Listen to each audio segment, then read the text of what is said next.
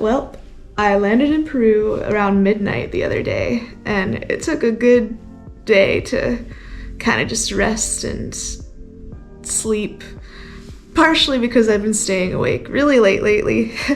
But I digress. I am in Peru to get my Teaching English as a Foreign Language certificate, and I am fully vaccinated, gone through all the safety protocols, always wearing a mask when I'm outside. So yeah, being as safe as possible while I'm here. And but yeah, this video series is just going to be documenting my travels from Lima to Cuzco, and then when I'm in Cusco, I'm going to try to update my videos while I'm getting the Teaching English as a Foreign Language certificate, so that way maybe I could help anybody who's considering doing the same thing or, something similar. So here's some footage of Peru.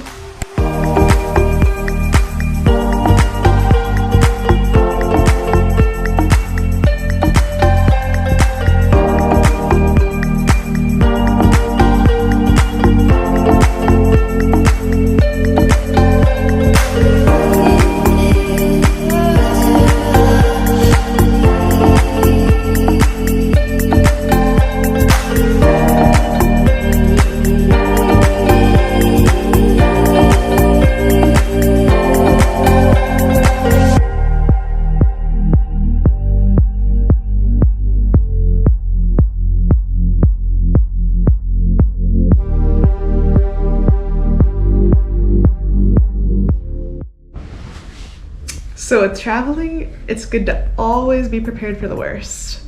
I had a place to stay with my scuba diving program that I was gonna do, and it turns out they had me scheduled for a year from now.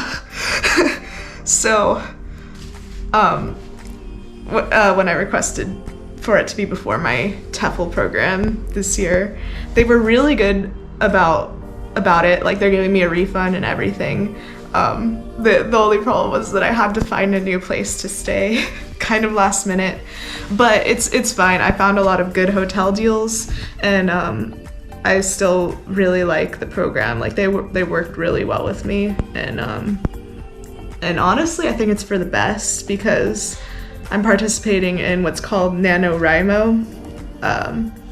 For any writers watching this, you probably know what that is. It's National Novel Writing Month.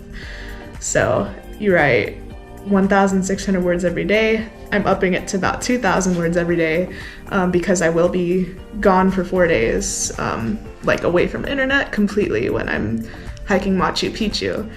And so that will give me a little bit more time to write. And I've also gotten to explore Lima, and it's really cool. And for anybody wondering how I'm affording this trip, I actually spent the summer on a fire crew, and we only had to pay $400 a month for rent because it was part of a government program, and we got a lot of overtime.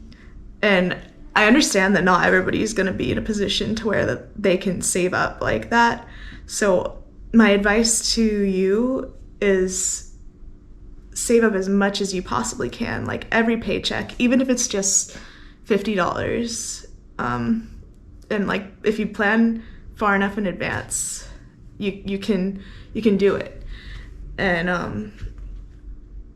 I like all of that extra work that I did this summer. I think that it's going to be really worth it in terms of having a little bit more mobility in my future, with getting this Teaching English as a Foreign Language certificate, because I'm really excited about the fact that I can do a lot of online work and teach from basically anywhere where there's Wi-Fi.